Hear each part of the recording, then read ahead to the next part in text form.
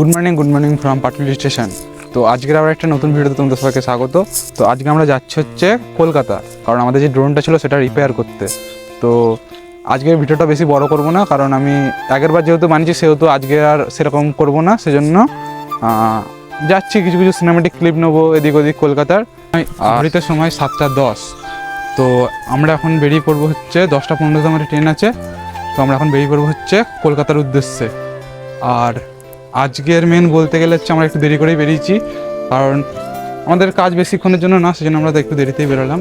বাকি চলো দেখা হচ্ছে এবার direct train journey cinematic view enjoy করতে করতে ডাইরেক্ট হাওড়া।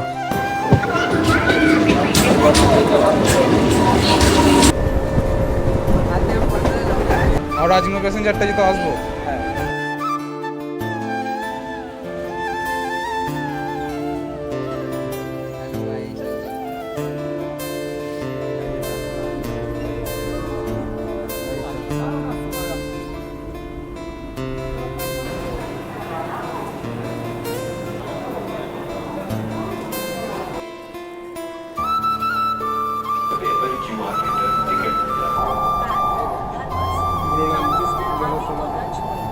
क्योंकि वे बम हो सकती है और इसकी सूचना तुरंत टिप्पणी पर पहुंच पूरी केस थॉमस फ्रांसिस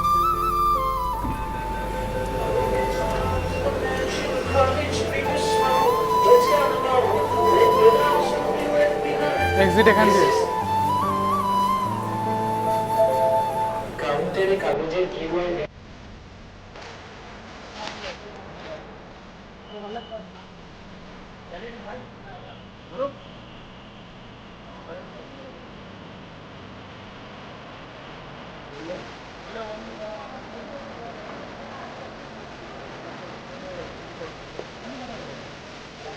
কত সুন্দর জিনিস।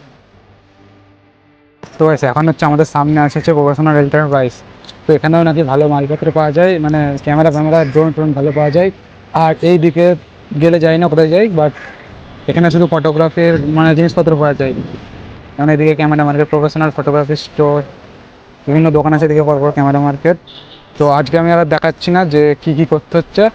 তো আমাদের ড্রোনটা এখন দিয়ে আসা হলো যে রিপেয়ারের জন্য। তো ওটা রিপেয়ার বললো যে কিছুক্ষণ ওয়েট করতে, ওটা চেক করে বলছে। তো এখন ওটা রিপেয়ার হোক, তারপরে আমরা আবার দোকানে যাবো। একটু বাইরে এলাম, বললো যে 10-15 মিনিট পরে আসতে। তো আমরা এখন একটু এদিক ওদিক ঘুরে নিই, তোমাদেরকে ভিডিওগুলো দেখাচ্ছি পরপর।